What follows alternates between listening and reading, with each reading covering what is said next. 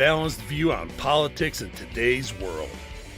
Based on facts, born of rationality, common sense, and logic, providing context on today's events. This is American Perspective with Rick Thomas. Wow. Start off with a cough. That's not good. Hello, everyone, and welcome to American Perspective. I am your host, Rick. Hopefully, everybody's having a good start to their weekend. I unfortunately did not. And normally I would be drinking tonight. But unfortunately, and I have a fairly strict rule that I use in terms of when you take medicine, you don't mix it with alcohol. So, because I had a headache earlier today, I am not drinking tonight. So you guys are going to miss my drink for this evening. I mean, right now I'm just drinking a split, it's basically an Arnold Palmer. So there you go. I understand the Kentucky Derby ran today. Hopefully people won somewhere. Somebody won. Anyway, I know that the Kentucky Derby is the start of the Triple Crown. So, hopefully, somebody maybe might get lucky enough to hit all three. If I recall correctly, it's the Kentucky Derby, Belmont Stakes, and the Preakness. But I can't remember, which one or what order it is in. Anyway. So so there you go. All three. All right, my Whiskey Warriors over on Rumble are catching up, and they are picking everything up, covering for me because I don't have the drink in tonight. So there we go. Okay, let's go ahead and get things kicked off. Buddy's asking what an Arnold Palmer is. Buddy, an Arnold Palmer is half tea and half lemonade. It's a half and half. So, I got the order right. It looks like for the Triple Crown. So the Kentucky Derby, the Belmont Stakes, and the Preakness. So anyway. All right. Okay, let's go ahead and get things kicked off for tonight. I'm running behind. So because of my earlier issue, and I got distracted here right before the show kicked off. So give me just a second here to finish the prep. There we go. All right, let's go ahead and get things kicked off. Well, last night, or yesterday, I should say, was Sean's birthday. Well, as it happens, tonight is Coco, Cam, and Sean's Pledge of Allegiance. So if you are of mine, please stand, remove your hat, place your hand over your heart, and let's join along with Coco, Cam, and Sean in the recitation of the Pledge of Allegiance. I pledge allegiance to the flag of the United States of America and to the republic for which it stands, one nation, under God, indivisible, with liberty and justice for all. All right, and of course, I thank you, Coco, Cam, and Sean, for giving us the wonderful rendition of the Pledge of Allegiance right there. If you would like to hear your rendition of the pledge played here on the program, all you need to do is record yourself performing the pledge in your style, and then taking that recording, whether that's an audio file, video file, whatever kind of file, and attach it to an email. Send that email off to me. Send it to fans, F-A-N-S, at AmericanPerspective.online. That's fans, F-A-N-S, at AmericanPerspective.online. All right, and let's go ahead and get tonight's headline sponsor out of the way, which is essentially the Institute on the Constitution. The Institute on the Constitution was established in 2004 as a 501c3 nonprofit with one singular mission, and that is to restore the constitutional republic through grassroots education. All courses and materials are developed using primary source documents and taught from the American view of law and government as defined in the Declaration of Independence in the following 3 key points. 1, there is a God. 2, our rights come from him. And 3, the purpose of civil government is to secure and protect our God-given rights. The IOTC offers the opportunity to educate yourself on our most precious founding document, the Constitution of the United States. They also provide tools to educate your community and get involved with local government. Start by taking their free U.S. Constitution course and go from there. Use my affiliate link, iotc.americanperspective.online, to sign up, and while you are there, take a moment to look through their other course material and information. My affiliate link, once again, is iotc.americanperspective.online to get great content, to learn about our historical founding, and support the show in the process.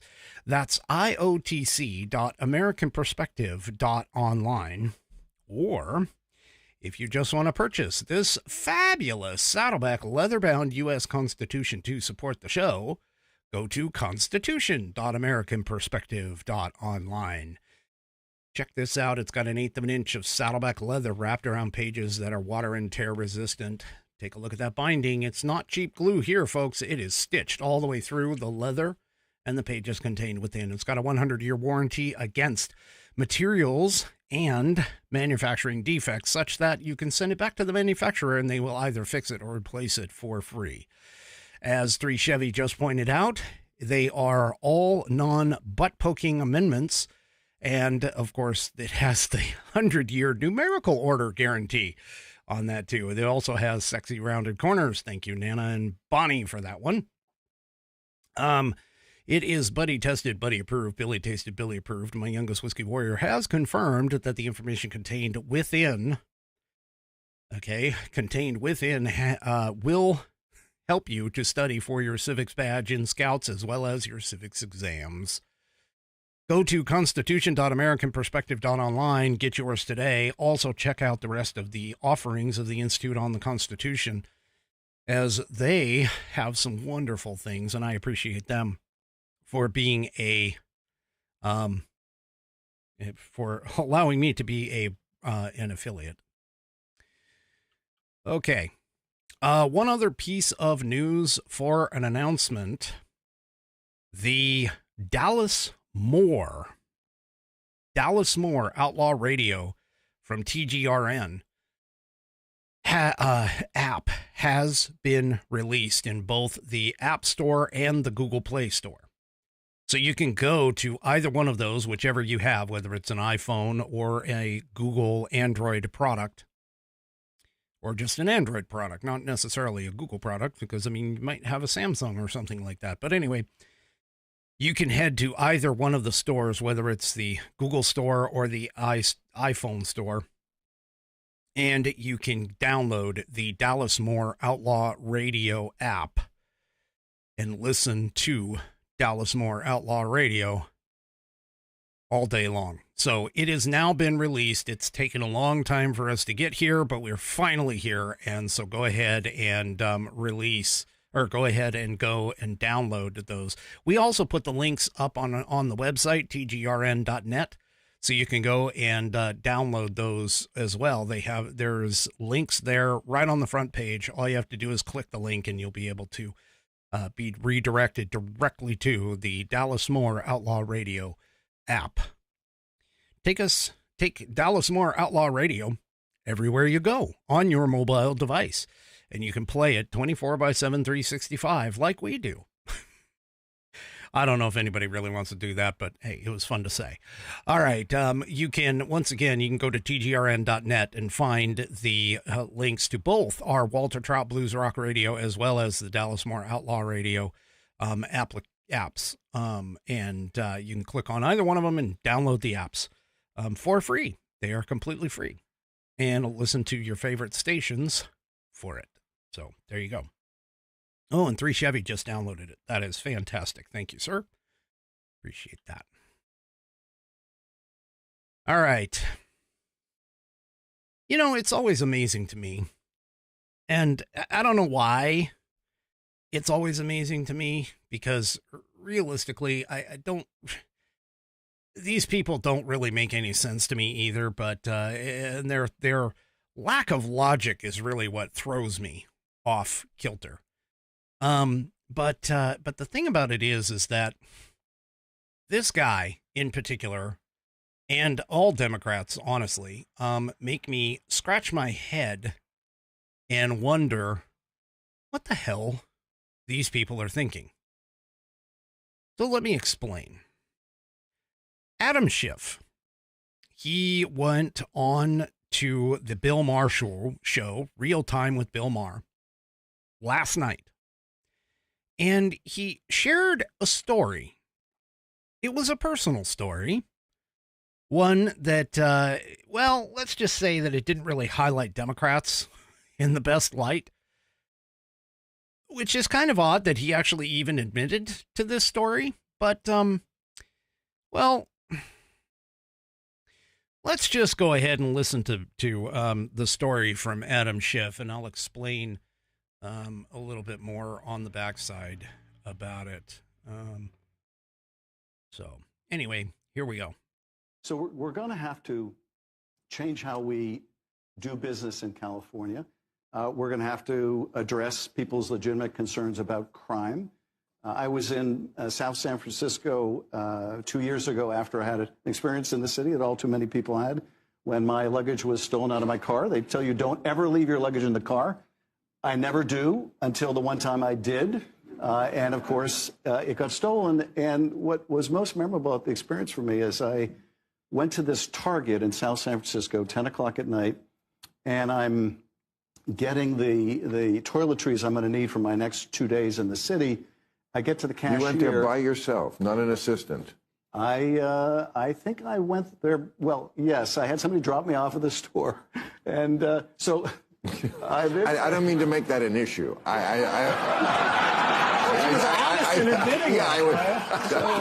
Actually, I waited somewhere I should not have waited.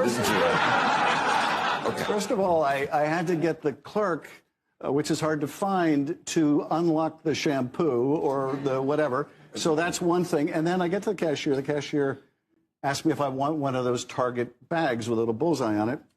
And I said, yes, that Target bag is going to be my luggage for the next 2 days. And she asked me what happened, and I told her. And she basically said, in not so many words, yeah, Democrats are assholes.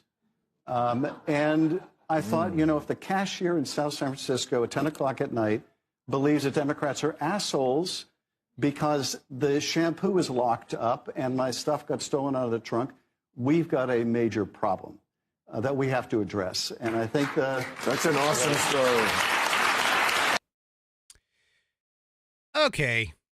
You would think, honestly, that something like that. Now, first of all, I just want to point out that not everybody is aware of who their representatives are. Okay. Not everybody follows and like connects with and understands all of their representatives. I can tell you right now, I probably would not, outside of like 2 or 3 potential Washington folks. I just, yeah, I you would think that would have been a wake-up call for him. You would think that would have been a slap in the face. I mean, here you are, a Democrat. Now, at the time, he was part of the House of Representatives, a leading Democrat House of Representatives individual too, before he got censured and then jumped over to the Senate because he couldn't face any of his colleagues in the House of Representatives anymore. But anyway, the point is that you would think that a personal story like that he is now, whether it's true or not, honestly, I mean, doesn't really matter. Okay. It doesn't really matter whether it's true or not. Just the fact that he is relaying this, you would think that this would be like a smack in the face. And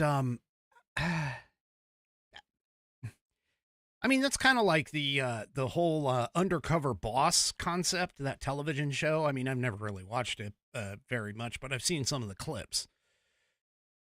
And it's the whole thing when you have a situation like this, it's like you would think that going and dealing with an individual, a person, a real life person, someone from the general public that has literally zero advantages to take because of this, who sits here and basically says, yeah, this kind of group or this group of people, they're assholes. You would think that, again, that would be a wake-up call. That any smart individual would be like asking the question, well, wait a minute, why do you think that way? And then, of course, the follow-on question would be, okay, if you do, and you're just a generic random person that I ran into at a Walmart or a Target in this case, or, whatever, what is it about Democrats that that would make them seem like they are, a-holes or whatever?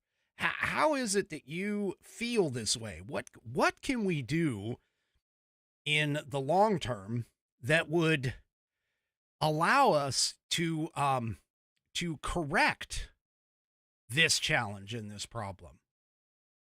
And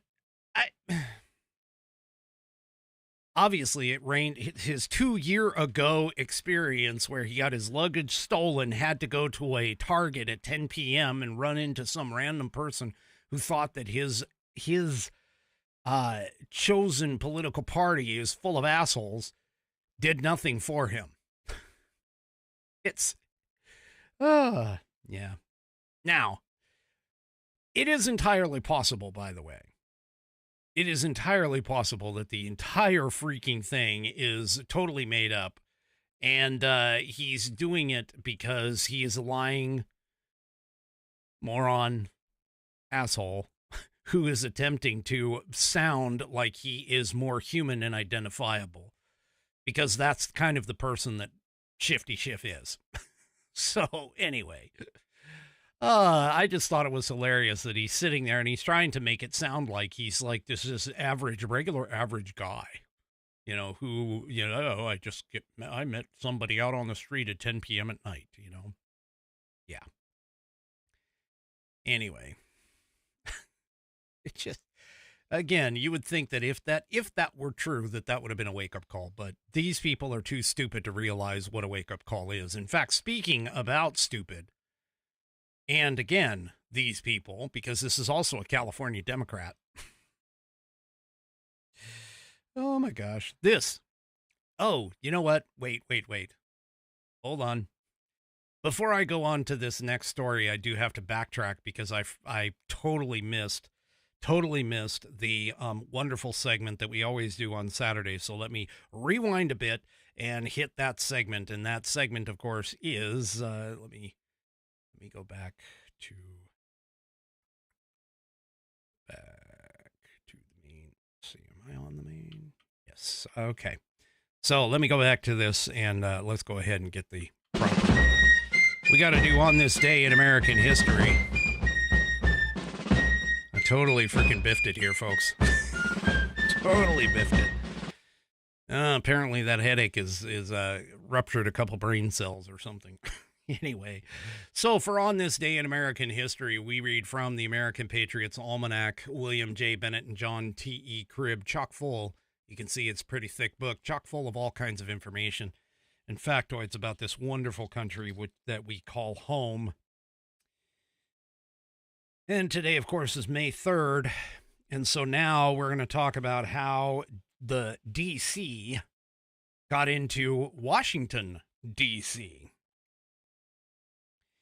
In 1790, a year after George Washington took office as president, Congress authorized him to find a site along the Potomac River for the new nation's capital. Now, for those of you who follow along, who follow along in the Constitution, you'll know that the District of Columbia is literally a 10 square mile area that is constitutionally described and written to be the seat of American power.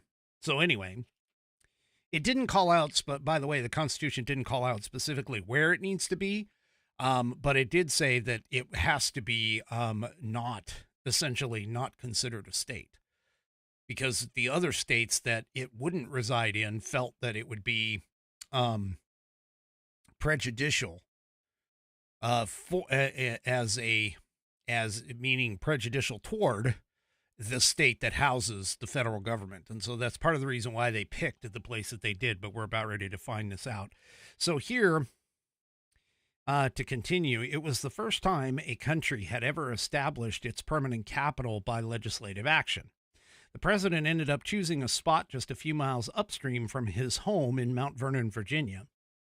Surveyors staked out an area of 100 square miles straddling the river. The idea was to create a special territory, not part of any state, to contain the capital city.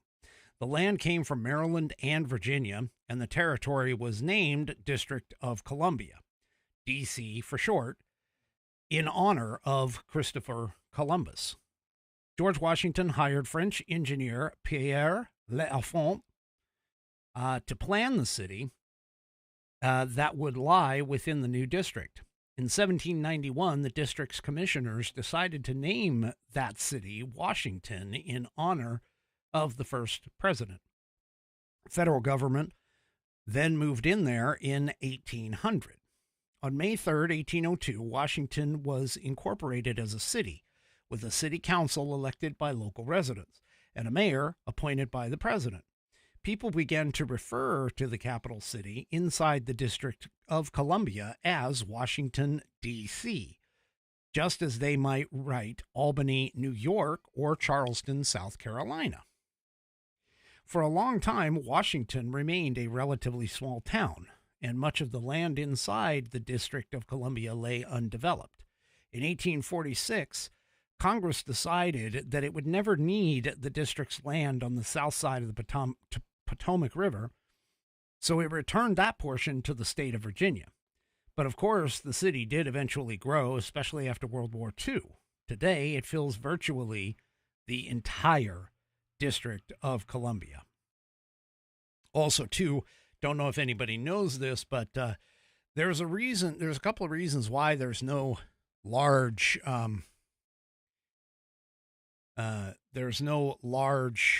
buildings in Washington, D.C., like you find in, say, New York or Colorado or Chicago or Denver, Colorado, or any other place. There's two reasons. Reason number one, obviously, is because of the airspace. And they don't want to, like, overshadow the monuments like the Washington Monument and things like that. But the more important reason is item number two, which is essentially that D.C. is actually built on top of a swamp. And so they can't put that much weight on the land, because what'll end up happening with those buildings, because what'll end up happening is the buildings would sink. They literally just cannot do it. So there you go. My own little tidbit added on. All right, let me get back to the show, back to where we were before. So I was talking about California Democrats. We started off with Adam Schiff. Well, this one is another California Democrat, and she claims that illegal immigrants are her constituents. Really? So Representative Norma Torres, or Torres, that's an E, said at a Wednesday press conference that every taxpayer in her district, including illegal immigrants, is her constituent. Wait a minute, I don't think, if I recall correctly, I don't think illegal immigrants go and pay taxes because they're not citizens of this country. Okay, whatever. Anyway, Torres, who is a Democrat from California, held the event to promote her Fairness to Freedom Act, which would require the government to pay for the legal defense of any immigrant facing deportation who cannot afford counsel. Okay. Anyway, she says, everyone living in my district is a constituent, and I am there, to serve and be a public servant for them. She said when asked by the Daily Signal whether or not she considers immigrants without legal status to be among her constituents. Yeah. So, anyway, she says everyone who pays taxes is a constituent of all members of Congress, including immigrants who have filed for a tax ID and are denied any benefits. Okay. Anyway, she says, in the midst of the recent controversy over the Maryland Democrat Van Hollen going down to meet with Garcia, who is the Salvadoran citizen that was deported, White House advisor Stephen Miller said that Van Hollen was confused about Abrigo Garcia's status. So Miller said that Senator Van Hollen seems to be under the very confused impression that this MS-13 terrorist is his constituent, which is the same thing that the other lady is saying. Anyway, these people look at these illegal aliens not as lawbreakers and criminals, but as actual voting constituents, people that they need to bow down to and provide additional assistance for, and so on and so forth. So, anyway, these people. Also, by the way, they were joined at this little freedom thing. She was also joined by Robert Garcia of California, and of course our wonderful own here in Washington State, Pramila Jayapal. That's right. Now, Pramila Jayapal boasted that they were 3 of the less than 24 naturalized citizens to serve in the United States Congress. She says, and we know how tough this system is to navigate. Now, that quote is very important. Okay? That quote is very important because here's the thing.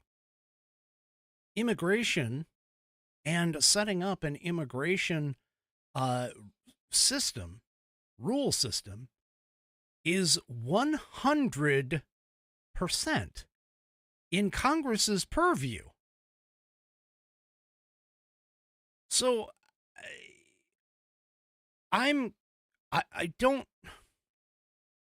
understand where these people are getting their idea that, for an example, the president, who, by the way, the president is only following immigration law that was put together by Congress.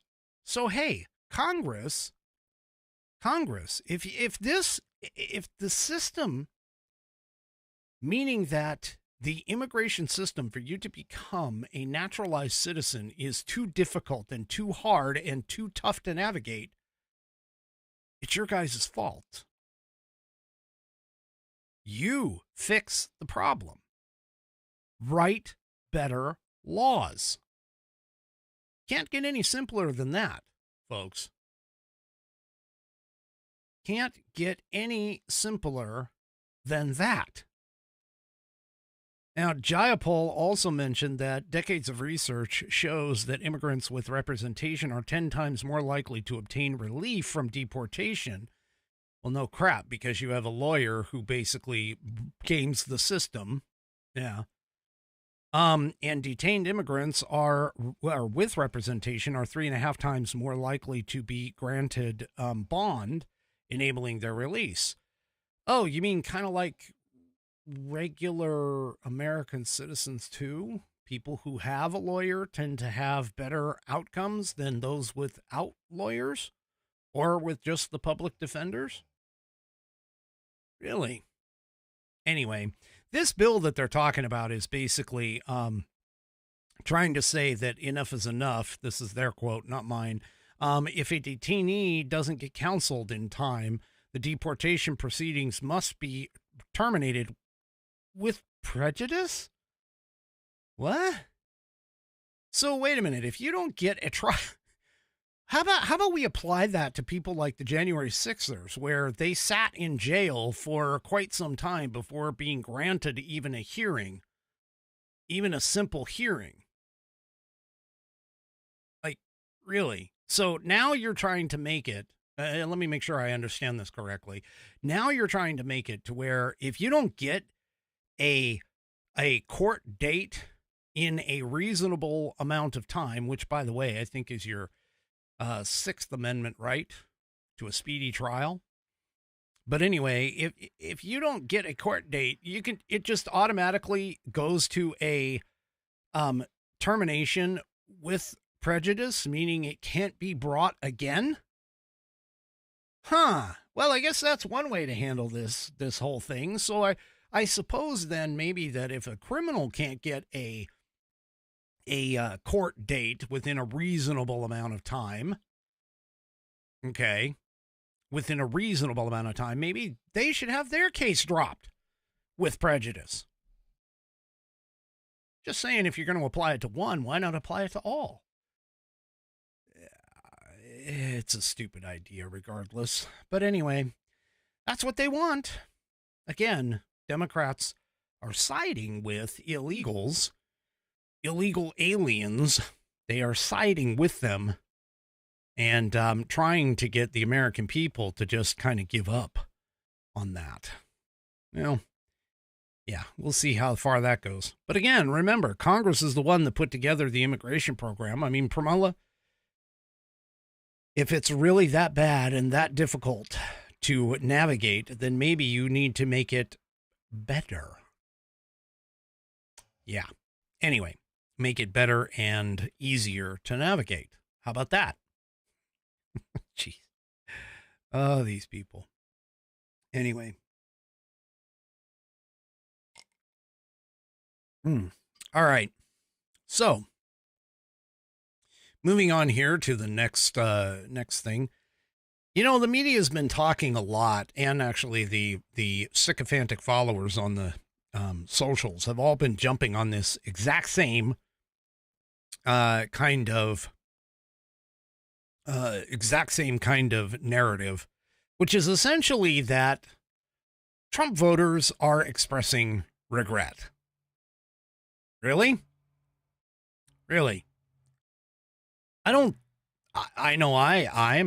regret it. Do any of you? Do any of my longtime whiskey warriors, who I know pretty much everybody voted for Trump, does anybody feel like they have some regret? I mean, I think this is progressing about as reasonably well as it could, considering the situation and the circumstances.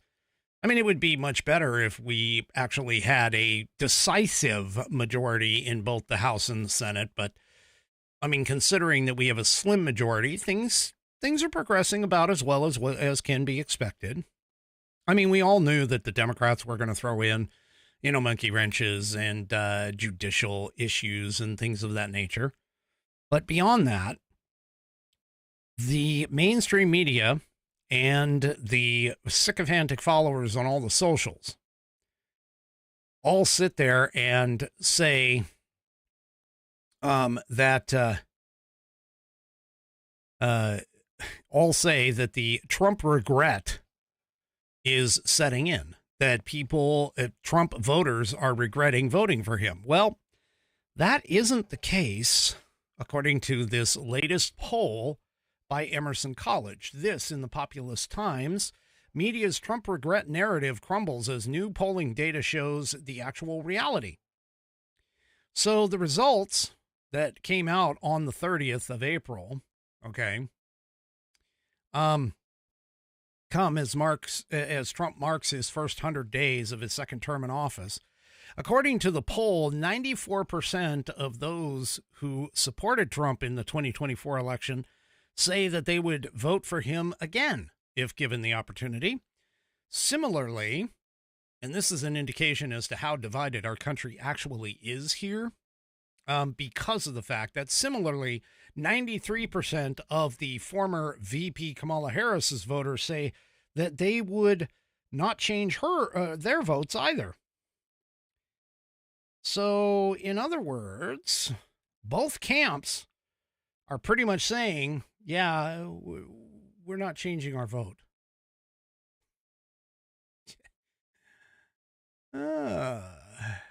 Anyway, so in a hypothetical rematch, too, by the way, the poll basically shows that Trump has still a narrow edge. 48% that would vote for him, and 47% would vote for Harris.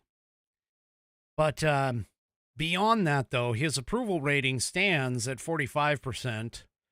He has, according to this poll, an equal disapproval rating of 45%, which leaves about 10% that are in the middle that are basically remaining kind of neutral in the whole thing.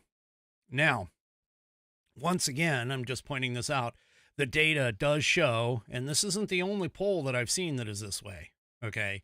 Several polls are in this kind of scenario.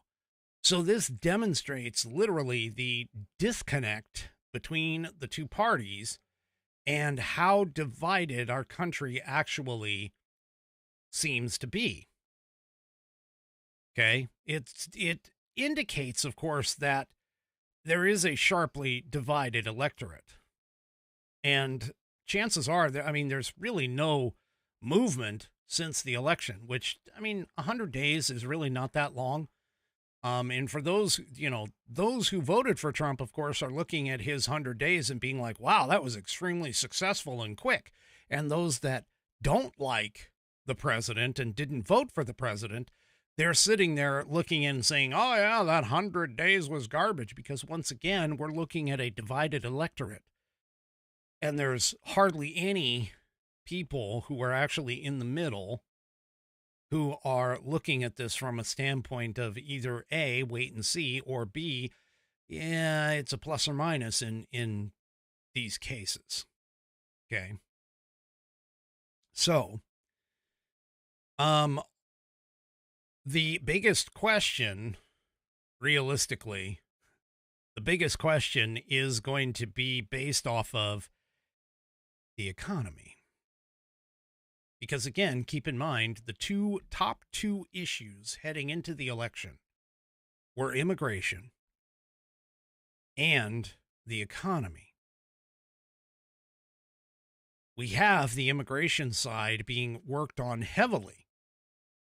And now it's just a matter of the economy in terms of how well it's going to be turned around. Now, unfortunately, not too many people are looking at the economy and are saying, hey, the economy is getting better. But let's be realistic about this point. And that is, we're just in just barely 100 plus days. Okay. We're just barely into 100 plus days. You can't expect 4 years of disaster to get turned around 100%. In 100 plus days. And especially with something like the economy, because immigration was easy. Immigration, the law was on Trump's side, or is on Trump's side. He has the power and control there. The economy, not so much. And as I pointed out last night, although there are some signs that the economy itself is being sort of stagnant, there are some good signs, like the jobs report that came out that was higher than what was expected. So, yeah. So anyway, prices are falling regardless of what the Democrats try to convince you in the mainstream media and on the socials. Prices are falling in certain places and things of that nature. And we do have some successes with the whole tariff scenario. So, again, it's going to take a little bit of time. And don't forget, Trump did say, correctly so, that in the short term, there's going to likely be some pain in order to push some more gain in the long term. And that's kind of what he's looking for. Now, all of that being said, the Daily Wire has a piece out today, which is regarding what the Trump administration, the Trump team, wants to accomplish in the next 100 days. Okay. So, a couple of things. First of all, obviously, they have touted in terms of the promises, the border being secure, okay, and inflation, according to Carolyn Levitt, inflation is ending. The inflation claim I'm not quite 100% on, because realistically, the inflation hasn't really dropped that much. It has dropped, but it hasn't dropped that much. Okay, and we're still above the target of 2%. So therefore, I'm going to call a little bit of questionability on that. But she did share that the next 100 days is going to focus on the following things: trade deals, peace deals, and of course, tax cuts. Now, here's the challenge with the tax cuts. The peace deals we've been talking about, they're kind of sort of moving. I mean, we did gain the Trump administration did gain the raw materials or raw minerals deal with Ukraine, which puts us in a better position to basically look at Russia and say, yeah, you know, you guys are now going to be attacking our interests, not necessarily us, but our interests. And so, you know, as far as that goes, it puts the U.S. into a more direct line where Putin might reconsider his continual attacks on Ukraine now that the raw materials deal has been signed. Which, by the way, now that it's been signed, that opens up Ukraine for private business deals from the U.S. and U.S. companies to actually come into the fold. And again, that puts American boots, American interests in Ukraine and on the ground, which is believe it or not, a bigger bargaining chip necessarily with Russia than just sending military aid. Okay. Now, all of that being said, okay, the first step, of course, is to get his agenda funded. And as I pointed out last night, he's unveiled a budget proposal that is planning on cutting $163 billion from the federal budget.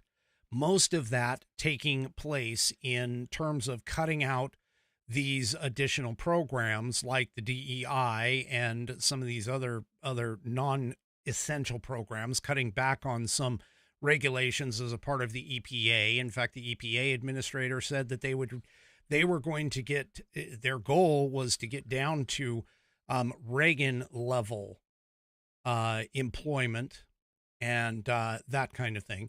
So the goals here in terms of the budget is to reduce non-defense discretionary spending, okay, from the 2025 enacted level. That's the point. Now, it does increase, even though we're losing $163 billion, or roughly 23% of that budget. It does increase defense spending by roughly 13% and also increases appropriations for the Department of Homeland Security by almost 65%. Now, reading in the Constitution in terms of where our tax money is supposed to be going in accordance with Article 1, Section 8 of the Constitution, defense spending and Homeland Security spending falls under several key items in Article 1, Section 8. I think it's a total of 6 that they talk about, or that are individual items that have to deal with national defense. But all of those, of course, it can be considered attached to or tangentially connected to both defense spending as well as the Department of Homeland Security. So, a Homeland Security official told the Daily Wire yesterday that if you think we had a great first 100 days, just wait till you see what we can do with more resources and more manpower. Now, all of this, of course, is going to require that Congress go ahead and pass what is being called Big Beautiful Bill. Many Trump allies, of course, are hopeful that it's going to happen. And in an interview with the Daily Wire this week, Senate Majority Leader John Thune hesitated on giving a timeline, but promised that the Senate is working aggressively to get this on the president's desk as soon as possible. Now, for those of you that may not remember your schoolhouse rock in terms of how a bill works, you have bills that are presented in both the Senate and the House. Sometimes they are presented at the same time. Sometimes only one house actually presents the bill. But what ends up happening is the bill will have to travel and get approved by both houses, whether it's the House of Representatives or the Senate. If let's say the House approves something and it goes over to the Senate and the Senate changes something, it has to go back to the House to gain a reapproval for the changes that were made in order to tie everything together and eventually get placed onto the president's desk for either veto or signing. Now, in terms of all of this, the advantage that is the case right now is that we do have albeit slim, majority in both houses. And so something like this potentially could go and, put everything into place if we can get the votes on both houses to pass this bill. Now, because both houses are working on their own versions of this big, beautiful bill, there is a potential that there could be a differential between these two, between the Senate proposed one that is voted on and approved and the House proposed one that is voted on and approved. And the challenge here, of course, is that these two have to coincide and they have to match one another in order for it to pass through the process to, again, go to the president's desk. And this is all ways the case when it comes to bills that are coming through. Now, on the other side of Congress, the Republicans are a little bit more optimistic over there. For an example, Byron Donalds, Florida congressman, told the Daily Wire that I expect to see the president's going to sign this one big, beautiful bill that's going to come in the next 100 days. We have a lot of work this week to get that done, so reauthorizing the tax policy, the new stuff, low tax on tips, overtime, Social Security, doing some stuff on expensing capital expenditures, all this deregulation and energy dominance, and the money that you guys know for repatriating illegal aliens to their home country. All of these things, I think, we're sending an incentive. Okay. So Trump also has focused serious energy on the border crisis, we already know. The administration announced this past week that there have been 139,000 deportations since the president took office in January. In his first 50 days alone, by the way, ICE arrested 32,809 illegal aliens, about the same number that President Joe Biden's administration arrested the entire year. Now, 75% of those 32,809 illegal aliens were convicted or accused criminals. Okay. So anyway, Ron Vitello, who is a senior advisor to the U.S. Customs and Border Patrol Protection, said to the Daily Wire, we're going to continue to do what we do. We're going to layer in the enforcement priorities and give the front line the tools, and then we're going to expand some of those tools very specifically. So Vitello did mention that there are plans to make their border enforcement more effective going forward. For an example, they have the support of the military, okay? And then they also are teaching the front line to make sure that all of the charges are accounted for. For an example, if a illegal alien presents false documents, therefore, besides crossing the border illegally, they are now lying to officers in the line. They're going to charge them not only for being here illegally, but they're also going to charge them for other crimes that they may be committing, such as forgery, or, something else. and they're going to try and include the people that they're contacting in the United States who are paying the smuggling fees that are coming in. So all of this is going to be happening potentially within the next 100 days. These are things that the Trump administration is stating that they are going to be focusing on in the next 100 days as well. So, now, one thing I noticed, I noticed is that I did talk about walls, or I put in the title in my episode 2 days ago that I was going to talk about Walls. And Mike Walls, by the way, for those that don't know, has resigned as National Security Advisor and has been appointed to UN Ambassador. Some people would think that that was actually a promotion. But the UN ambassadorship, by the way, has to go through Senate confirmation. So he's going to have some Senate confirmation hearings to go through.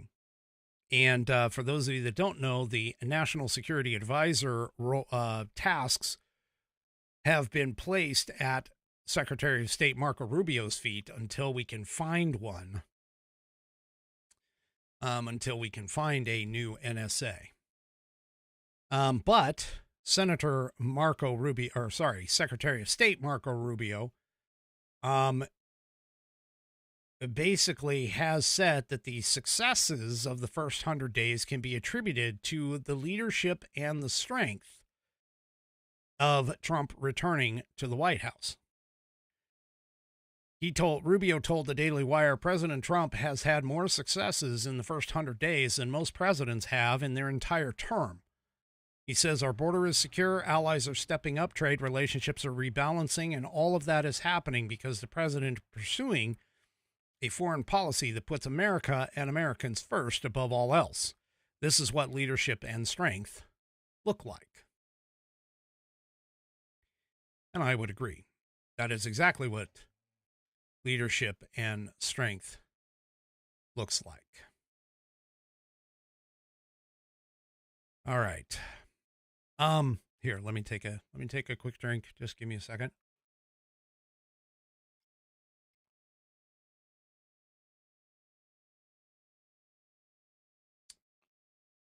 All right. So this next article comes from CBS News, and it actually is, in my mind, a very positive development.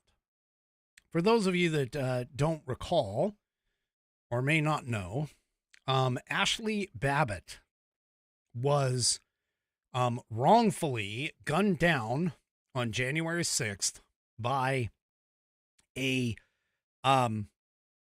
Capitol Police officer, the name of Michael Byrd. And Michael Byrd has sort of a questionable checkered past in terms of his handling of firearms.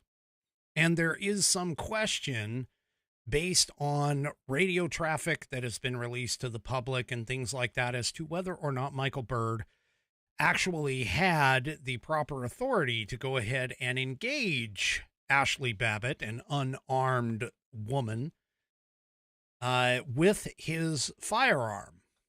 Well, Michael Byrd has since reportedly been promoted within the Capitol Police system and was given, I believe, an award for his behavior that day. However, Judicial Watch and the family of Ashli Babbitt brought a civil suit.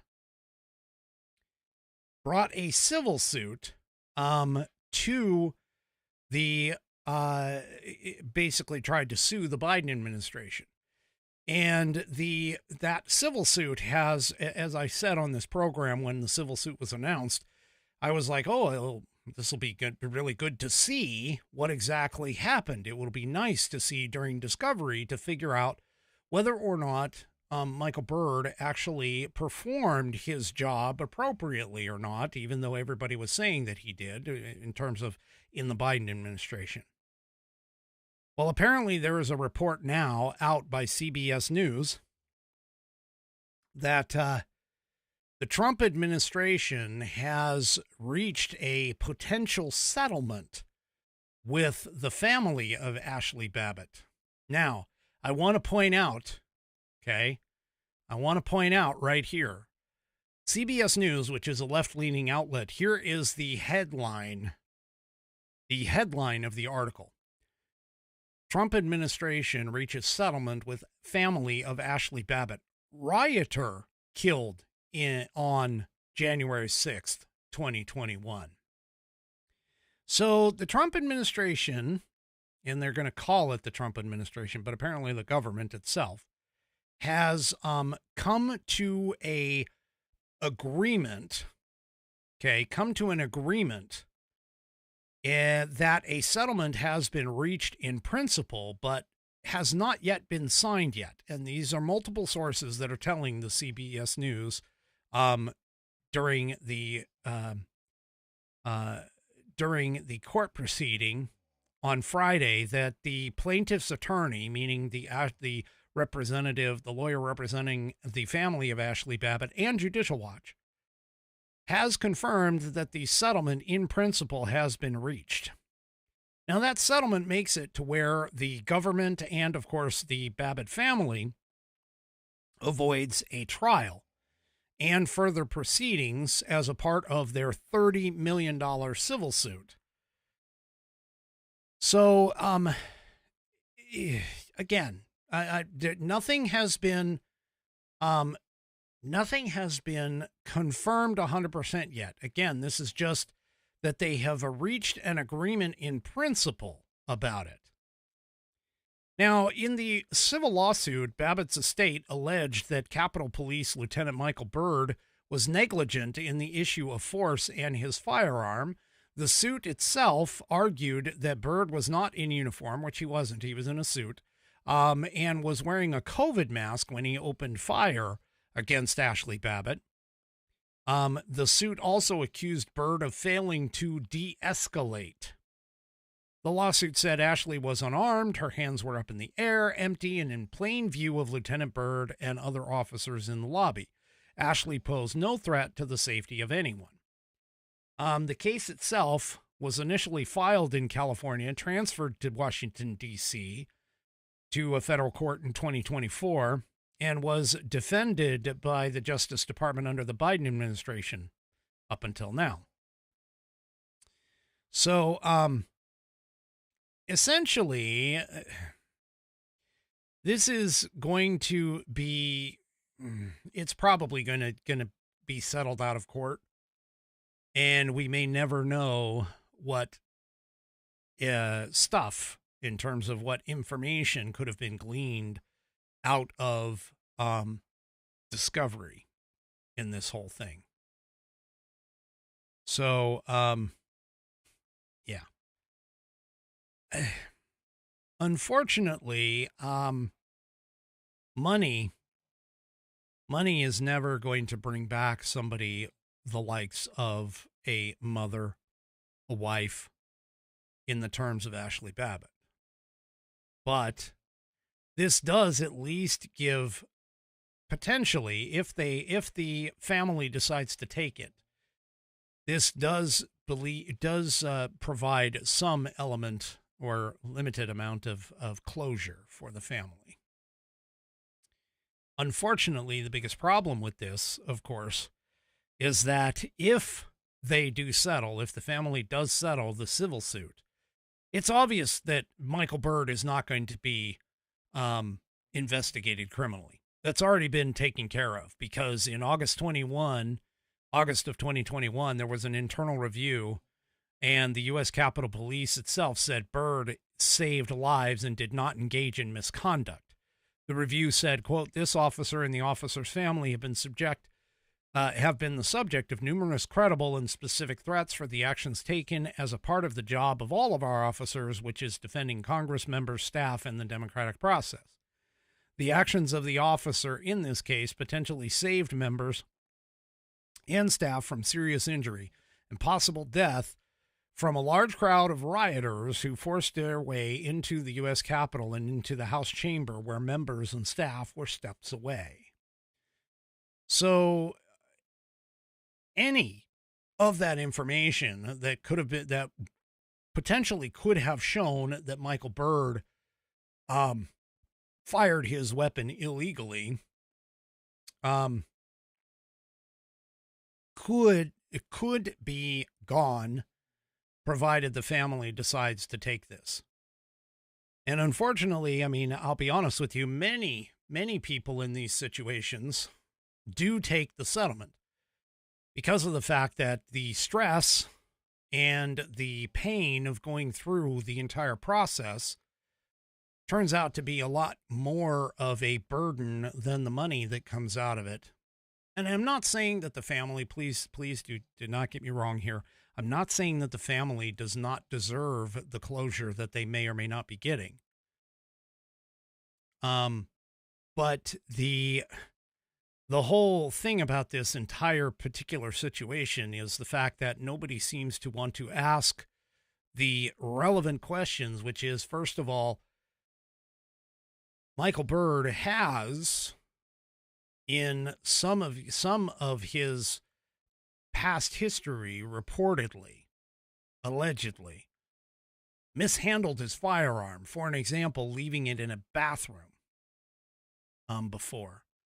And the day or night, or at the time of the incident, I guess I should say, he reportedly called out on the radio that they were taking fire, when not one single gun or weapon of a firearm nature was found to be on any of the people who were arrested and charged with obstruction and subsequently jailed. Firearms were found around the Capitol in cars and things like that, but not one single individual on the Capitol grounds that day was found to be in possession of a firearm, according to all records that we know of. So there is no clear reason as to why Byrd should have pulled the trigger. He should have attempted to de-escalate the situation first. But anyway, the case honestly is out of anybody's hands. It is up to the family now as to whether or not they want to take this potential offering. And I'm sure that the Trump administration is, or at least the government lawyers are being told, hey, make this as potentially easy as possible for the family, because they don't want to necessarily bring them through the entire process of going through a trial in a court, long drawn out process with this whole particular scenario.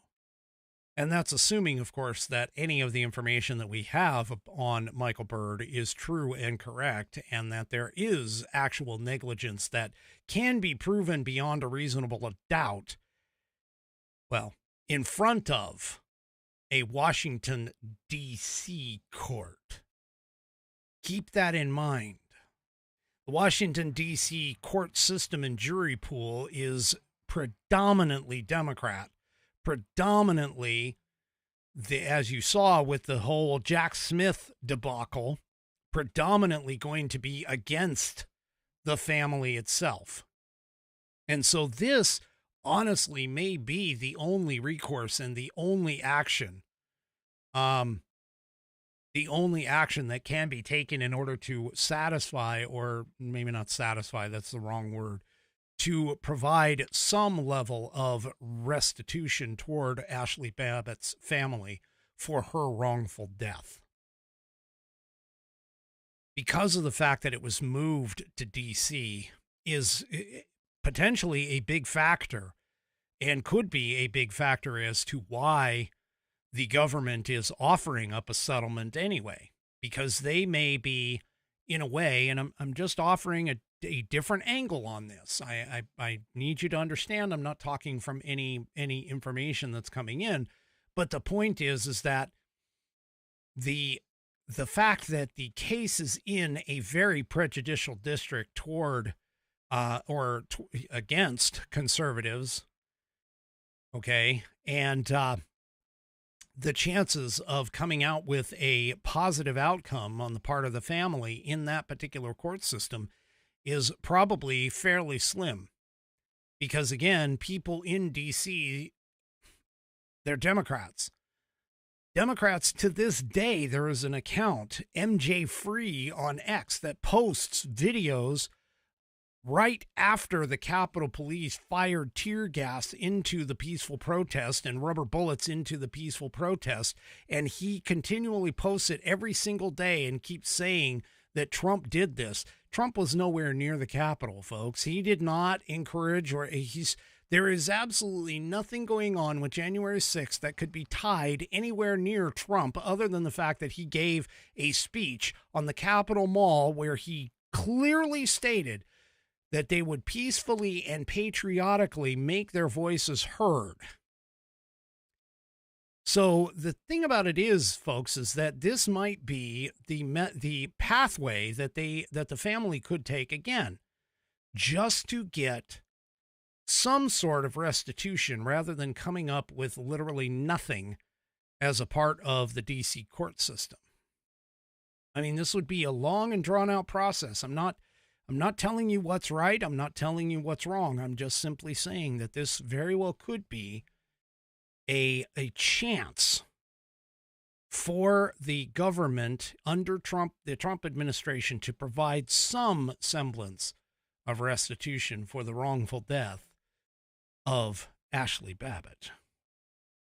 And this is all something that, of course, again, it's really a big question mark in terms of whether or not the family is going to take it or not.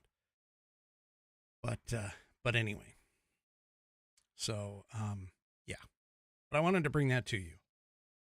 I mean, I don't know what I would do in that situation if it were my child. Honestly, I would want to carry it out all to the end, but the reality of it is that you're probably not going to get very much of anywhere in a DC court system. And the problem is that it happened in DC. So a change of venue is probably not going to be in the cards outside of the venue, bringing it from California where it didn't happen into the DC court system where it did. So trying to file for another change of venue probably is not going to occur in order to get a less prejudicial jury pool for it, which unfortunately is the way that our country is set up, unfortunately.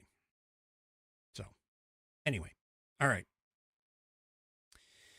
Well, Trump has now moved another case toward SCOTUS in terms of the whole immigration scenario. The thing about it is, here in Breitbart, the Trump admin is asking SCOTUS to end the amnesty for over 300,000 Venezuelans. As you recall, there was a federal district court order, which was a judge's order that blocked the Trump administration from ending the temporary protected status that was there for more than 300,000 Venezuelan immigrants. The U.S. Solicitor General on Thursday, his name is Dean John Sauer, asked the Supreme Court in an emergency appeal to block the ruling from the California-based U.S. District Court Judge Edward Chen, and to allow the Trump administration to revoke the TPS protection to revoke the TPS protection and allow the Venezuelans to be able to be deported, according to Fox News. Sauer told the high court, quote, "The district court's reasoning is untenable. It implicates particularly discretionary, sensitive, and foreign policy-laden judgments of the executive branch regarding immigration policy. Once again, this is yet another district court judge that is attempting to lay claim toward more power than they are constitutionally supposed to have. And this has been a big problem. The Supreme Court is running headlong into a constitutional crisis when it comes to this, where they are more than likely going to have to bring it up and resolve this issue as to whether or not the district courts, which are considered lower courts per the Constitution, because the Constitution under Article 3 only defines the Supreme Court as the court of as the only constitutionally mandated court that's out there. The rest are essentially delegated to what Congress creates, and therefore Congress can destroy them as well. In fact, it even says so in the Constitution that Congress can either create or disband the court system, the lower court system. Therefore, constitutionally speaking, that court system that Congress is creating cannot have any judicial power over the presidency of the United States. The only the only constitutional court that has that power is literally the Supreme Court. And this is what I've been holding true for all of the whole time that we've been talking about this. So sooner or later, the Supreme Court is going to have to make a decision on all of this in terms of all of what's going on here.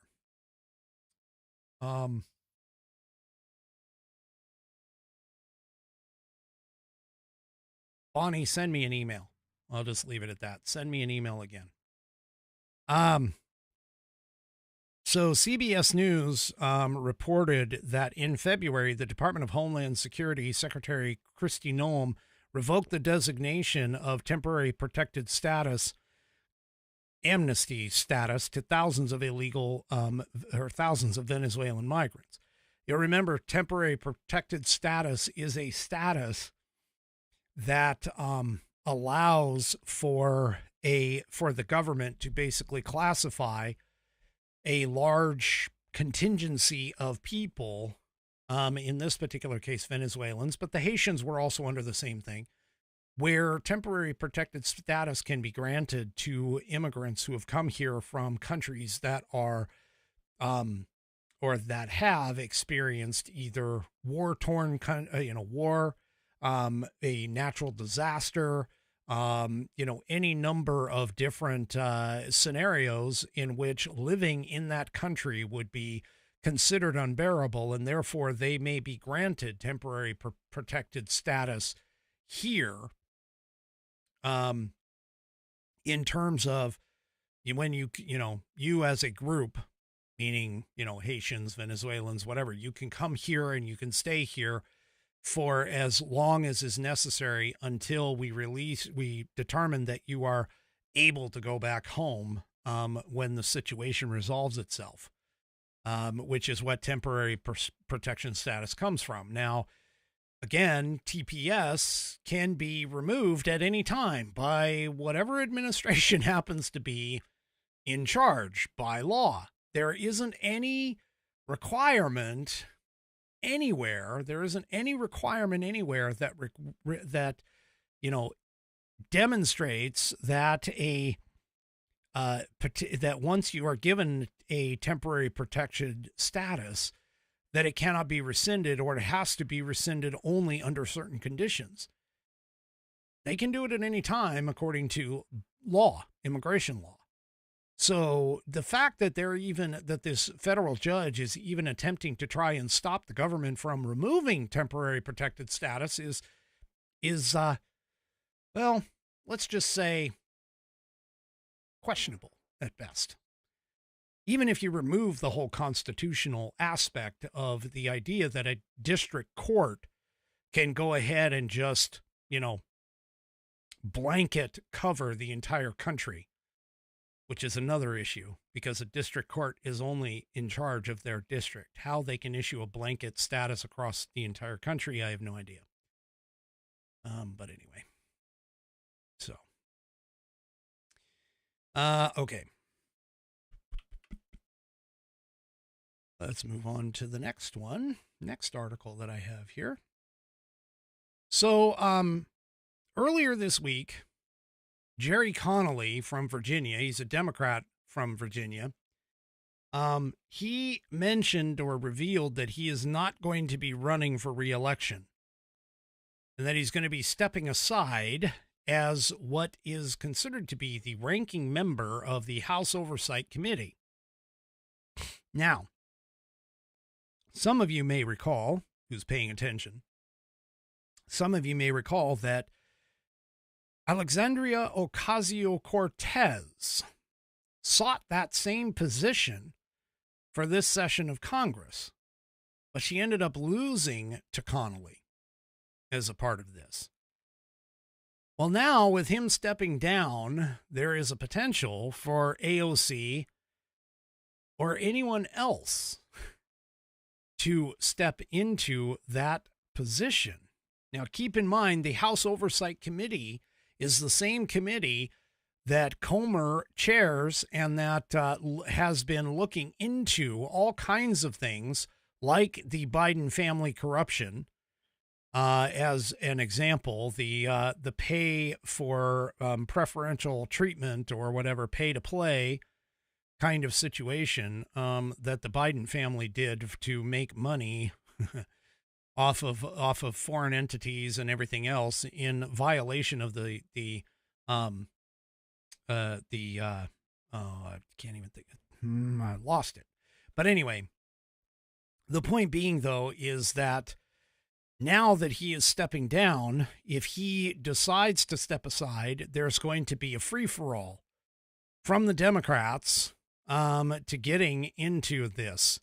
And one of those members who might be looking to usurp AOC's potential possibility of getting into that position would be Representative Jasmine Crockett.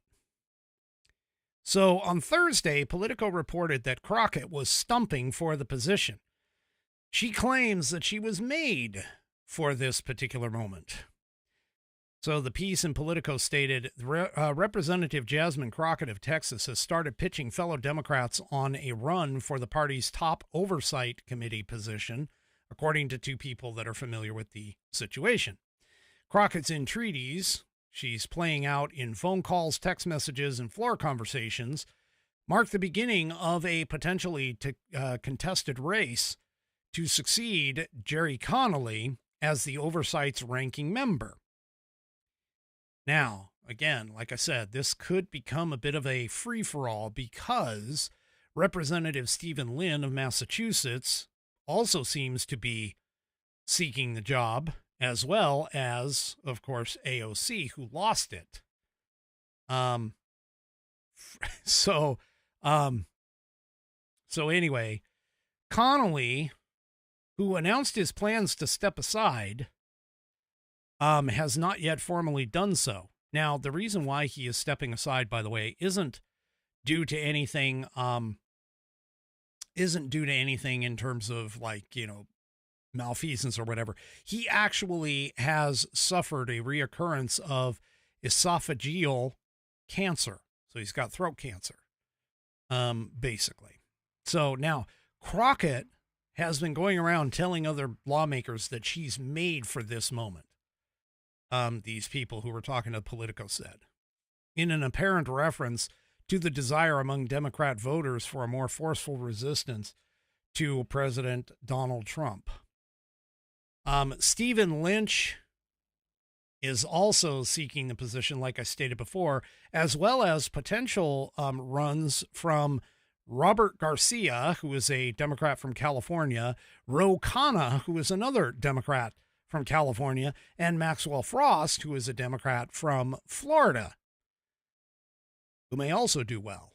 Now, this town hall piece that I'm talking to you from says that Ro Khanna is a bit more moderate than the rest of the field, at least in his tone, meaning that when he is in front of the cameras and the microphones, therefore that than the other Democrats, although Garcia, Frost, AOC, Crockett, those are all like radical leftists. So it's going to be interesting to see what happens once Connolly actually makes that step.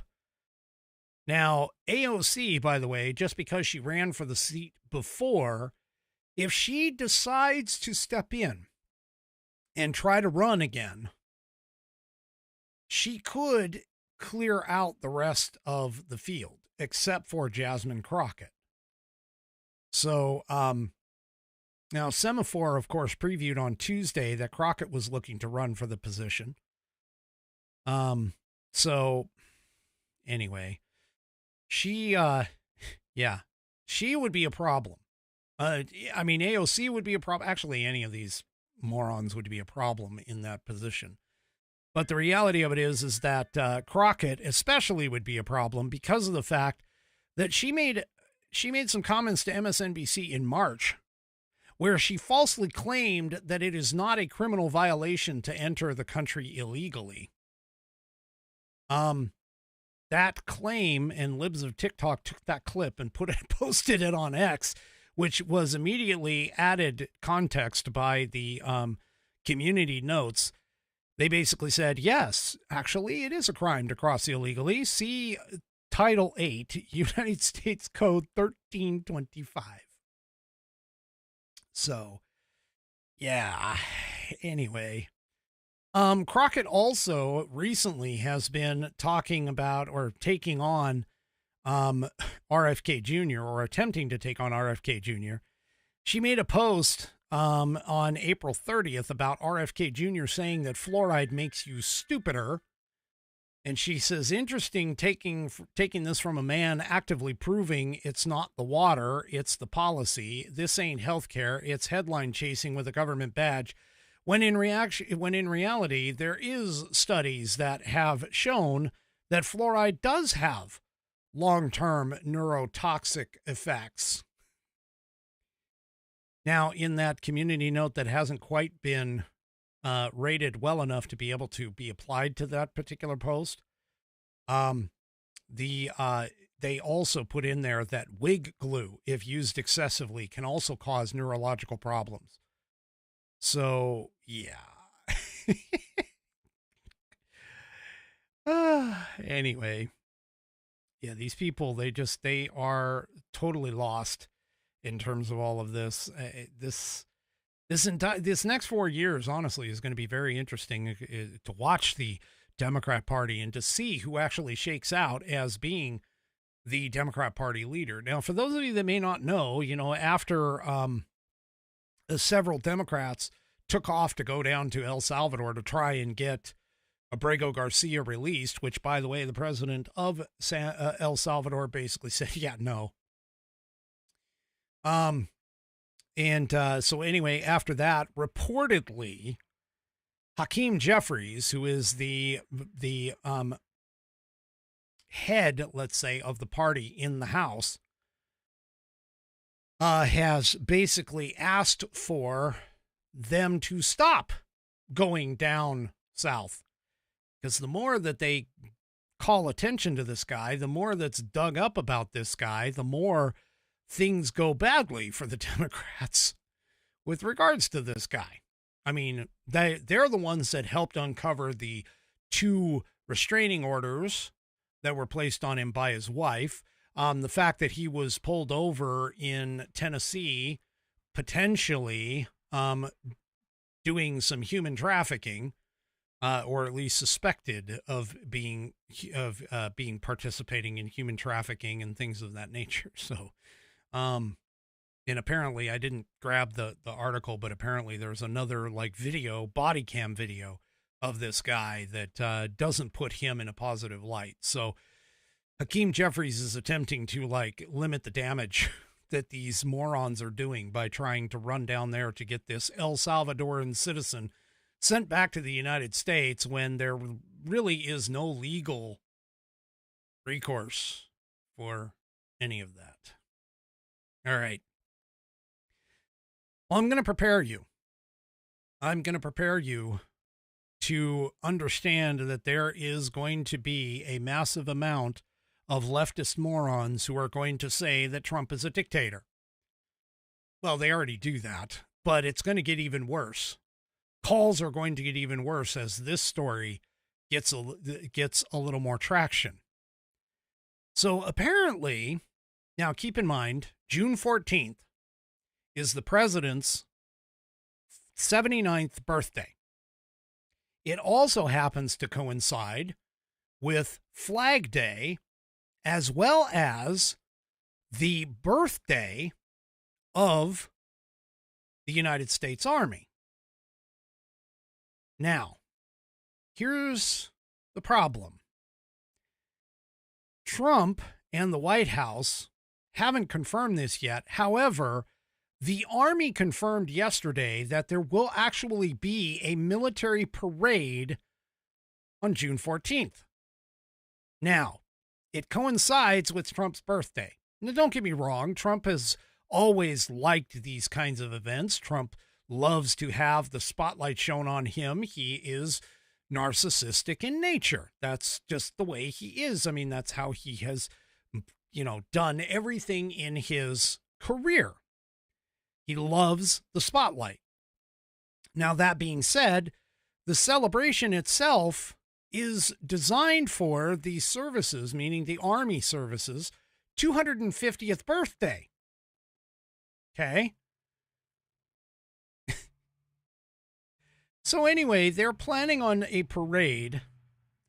Now, this was first called out by the Associated Press on Thursday, so just so you know. But the parade is going to call for about 6,600 soldiers, 150 vehicles, and 50 helicopters that are going to fly a route from Arlington, Virginia to the National Mall. Now, up until recently, like the last couple of months, the Army's birthday festival plans did not include this parade. Now, Trump has, of course, long wanted a military parade and has had discussions with the Pentagon about having one, totally in conjunction with both his birthday, Flag Day, and the birth of the Army. But all of this began less than 2 months ago. So what is the left going to do? Well, the left is going to say and going to draw parallels between this and the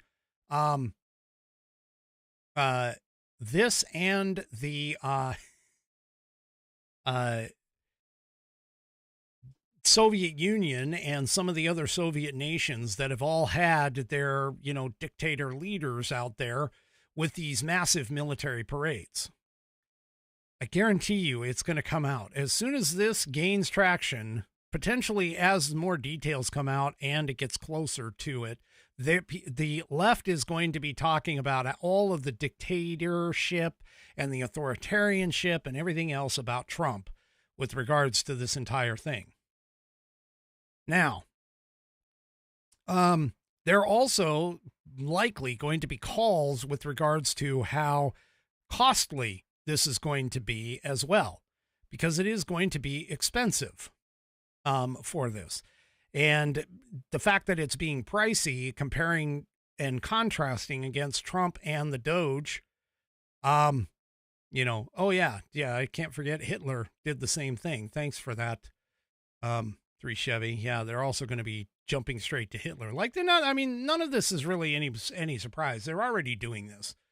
But anyway, this is just going to make things a little bit worse. So reportedly, this is going to include things like this is going to include 11 corps and divisions for this is part of the planning documents. The parade itself is going to involve a Stryker battalion with 2 companies of Stryker vehicles. There's going to be a tank battalion with 2 companies of tanks, an infantry battalion with Bradley vehicles, Paladin artillery vehicles, howitzers, and infantry vehicles. The plans that have been leaked note that while the parade will begin near the Pentagon, the heavy tracked vehicles, which will include the strikers, will be stationed near the Lincoln Memorial and join the procession there so that they will not go over the bridge that is in between Virginia, where the Pentagon is, and the Capitol itself. So, yeah. Now, Muriel Bowser, who is the D.C. mayor, acknowledged in April that the administration did reach out to the city about holding a parade on June 14th. And she said at the time that tanks rolling through the city streets would not be good. So, yeah. Anyway, Muriel Bowser said if military tanks were used, they should be accompanied with many millions of dollars to repair the roads. Now, I'm going to be honest with you, and I'm going to point this out. When I was in the service at Fort Hood, now Fort Cavazos, the M1 Abrams tanks ran on the roads all the time to get from where they were motor pooled to the ranges. They didn't spend massive amounts of money to repair the roads because the tanks actually had rubber feet that would be put on the tracks to prevent damage to the roads. So I'm not exactly sure where she's getting this idea that the roads are going to be tore up, because the military does have ways of running along the roads and running along blacktop surfaces, with the tracks being protected by these, heavy rubberized feet, let's call them. So this will be interesting to see. But yeah, I guarantee you the left is going to go crazy. They're going to say it's a dictator, blah, blah, blah, when in actuality, what it really is just the Army's 250th birthday, and Trump wants to, of course, make it a spectacle. So anyway. So, yeah, they got it. I mean, believe me, they've got them. I saw them every single time because my motor pool where all of our stuff was stationed was right across the street from where the tanks were held. And we would see them come out every single time on the road, the paved road in the backside, and no damage was ever noted from all of those tanks going on we'll just call it a weekly basis. But anyway.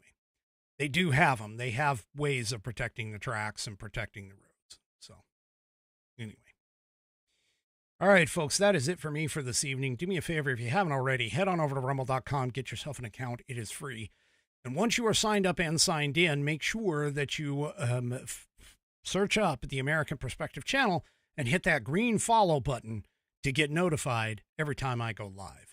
Also, too, don't forget to give me a thumbs up, or if you're inclined, a thumbs down. It's okay. On all of my platforms, whether it's X, YouTube, Facebook, and, of course, the aforementioned Rumble. We will see you Monday, 5 p.m. Pacific, 8 p.m. Eastern Time, right here on American Perspective. Have a great rest of your weekend, and good night, everybody.